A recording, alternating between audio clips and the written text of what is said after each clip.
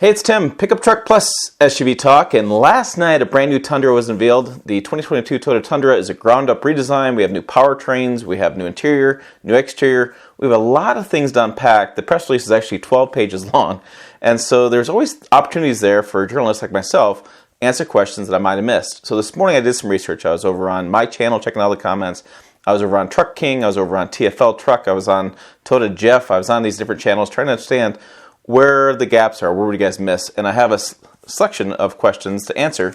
Let's just go ahead and dive into these, and let me just kind of get these out right away, so that way you guys have information you need when you're out shopping for a new truck. So one of the first questions came up was on a transmission oil cooler. If you recall, the last two model years of the prior generation, the transmission oil cooler was removed, and that's basically because Toyota said that the specs were within range as far as the temperature. In this, the 2022 Toyota Tundra, it's back. It's back because they said the increased torque and increased towing capacity of 12,000 pounds mandated they needed to have the transmission oil cooler back. So they improved the specs and made it more powerful when they did that, had to keep it cool.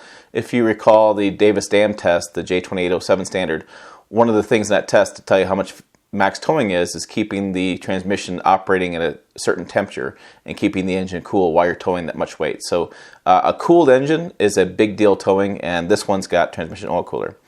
A second one that came up was about the column shift. Is there any trim level that has a column shift instead of the console shift? No.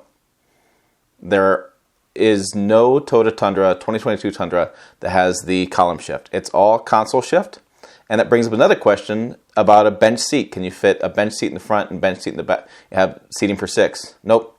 It's only going to be bucket seats in the front and the 3 seats in the back. So no column shift, no bench seat. That's going to be your setup. Another question was about the tire sizes on the TRD Pro. They're 33s, they're not 35s, and they're not 37s. There's 33s. Okay, another question that's come up is on the rear locker. So it's really buried in the press release, which is unfortunate. So I want to make sure I get the specific wording for what the rear locker is. Okay, here you go. The TRD off-road package, remember they have a TRD off-road and TRD Sport, is available in the SR5 Limited 1794 models. It includes 18-inch TRD wheels, unique 20-inch wheels Limited and 1794, TRD grille, TRD off-road suspension, skid plates, mud guards, and TRD leather shift knob. While 4x4 models will also gain electronic rear differential lock, multi-train select, and crawl control. And we know that TRD Pro has the electronic rear differential lock as well. The TRD Sport will be available in 2-wheel drive and 4-wheel drive in SR5 models and Crew Max and double cab configurations. It includes the 20-inch TRD wheels, TRD grille, TRD lowered sport suspension, and TRD leather shift knob. So no electronic rear differential lock in the TRD Sport, and there is no 2-wheel drive version that has the electronic rear differential lock. That was a question come up as well. And then the trims are going to come for the SR5 Limited, Platinum, and 1794. We really don't have much information right now today on the SR. There's just not much information out there. And then we talked about TRD Pro coming back. That'll only be offered in the iForce Max engine. And so you got to wait till next year to get that truck because the engine won't be available anytime soon. There was another question that comes up quite a bit in this conversation about the bed and whether or not there is power in the bed. There is power in the bed. You do have a 110 volt plug back there, which is similar to what other OEMs have done, and there's 400 watts of power. And you can run like a small pancake air compressor. You can run some small tools back there. You can plug in a bay of batteries. You can charge up your tools that way. So it is useful. It's not, to me, as useful as Ford's Pro Power on board with 7,200 watts of power back there, but it does have some applications. And the final question that seems like it comes up quite a bit that somehow was missed is that the Crew Max has a roll-down rear window, and so that's stayed. People missed that somehow, so that's stayed. What hasn't changed is that the double cab does not have the rear roll-down window. I asked Chief Engineer Mike Swears about this because I was kind of confused because the older double cab had more of a sweeping look in the back, and so I thought that's why they couldn't do the window. And he says it's not that, it's that even though the double cab's more squared off now, it's a factor of room and factor of space. And so when you put the seat in there, you put the seat belts in there, you get all ready to go, and then you add the motor, and then there's a big steel plate back there to protect things from the bed that go through the cabin.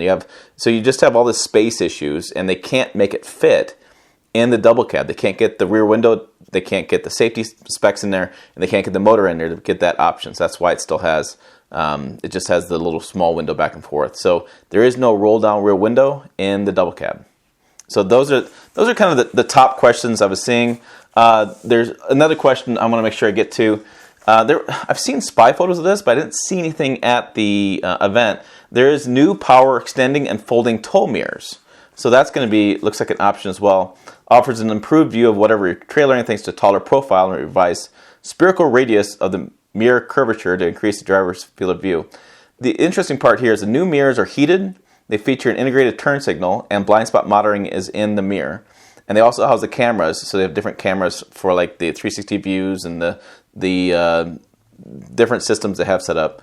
And then the other thing that mirrors have is they have the LED trailing lights. These are controlled via a button inside the cab, and they provide a light rearward towards the trailer. So I said this in another video, if you're backing up this truck with that Airstream of a trailer they showed in the video, or anything else into a barn, you can turn these lights on to light up everything behind you and let you make it easier for you to back up at night or when it's not so bright out.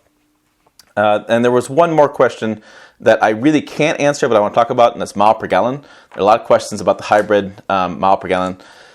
So what I think is going to happen is I think they'll be in the mid-20s. So right now Ford's Power Boost is like 24 across the board, and EPA. The EcoBoost they have is going to be in the early 20s. And so I think what you're going to see is you're going to see Toyota be in the 20s. There's some conversations about, like, can they hit 30 mile per gallon? I don't know. I don't really see it. But Toyota's done a really good job in hybrids. But we just, like I said, we don't know mile per gallon yet. We won't know that until we get closer to launch. It's supposed to start production in November, and it's supposed to be on dealer lots in December. I will get a chance to drive it in October, and so more information is coming out. You'll have pricing and mile per gallon coming out when it gets closer. It's a factor of EPA testing and getting all that stuff together, and then getting it through the testing process. So they have to finish the truck. They have to do their own internal testing. They have to take those numbers, send them to the EPA. EPA's got to certify those numbers, send them back to manufacturer, and then they can publish those numbers. So it's just a matter of time. But that's what I have for you today. That's what I was looking at. That's all the questions I had that kind of coming up that it seems like people had on this new truck. Again, there's lots of new changes. Fully box frame. You have the new multi-link suspension. You have the new composite bed, which I did not make a big deal enough about. No rust in the bed. It's composite. No drop-in bed liner, like I said accidentally in the video. It's composite. It's all one piece. So that's really cool too. So you don't have to worry about spraying or dropping anything like that anymore. So those are the questions I have. Put some comments down below if you have more questions, and I can try to answer those in the comments. Check this other video over here. This is a whole playlist of all the 2022 Toyota Tundra videos I have. I got designers, I got engineers, I got my likes, dislikes. I got tons of information over there. Check that out there. Website down below. As always, thanks for watching. I'll see you down the road.